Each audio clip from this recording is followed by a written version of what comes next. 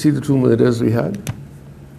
The two murders of those young women should make it very clear to us the amount of work that we still have to do. Bishop Clyde Harvey, responding to questions during the exclusive sit-down, admitted that, in hindsight, he could have done more to address concerns surrounding responsible behavior, particularly among men. His comments came against the backdrop of national grief following the recent killings of two young women at the hands of male perpetrators. The bishop acknowledged the urgency of confronting what he described as a crisis of values and accountability.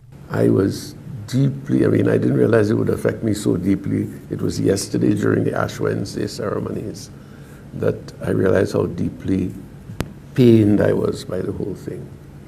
But what made it very bad for me was when, again, I'm trying to address it, and somebody said, "Bishop, that is Grenada, you know." And I'm talking about the relationship between men and women. I put it in my homily over these days, was quoting Rabbi Abraham Heschel, who is a Jewish scholar. He says, "Some are guilty, all are responsible." And that's another challenge which I think I failed to really address in Grenada. And that is that when it comes to responsibility, you listen to the programs any morning and everybody else is to blame, not us. Guilty, yes, those over there are guilty. But we have to bear in mind that we are responsible. And as Bishop of St. George's in Grenada, now laying down the mantle, I feel a deep sense of responsibility for the Grenada that I'm leaving. You know, if we take that whole business of men, I've talked about it quite a bit, but I haven't done very much, you know.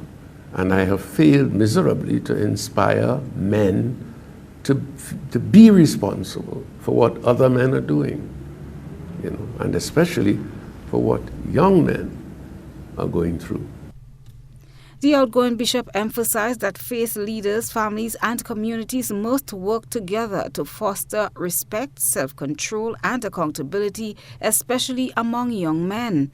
When asked what advice he would leave for young people as he prepares to step aside, Bishop Harvey offered this response.